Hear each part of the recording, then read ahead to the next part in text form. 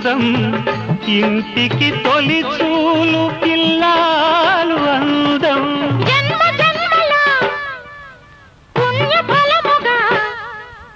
జాలువారు పసి పాప నవ్వులే ఆలు మగలకు అందం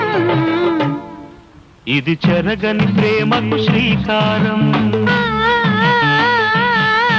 ఇది మమతల మేడకు ప్రాకారం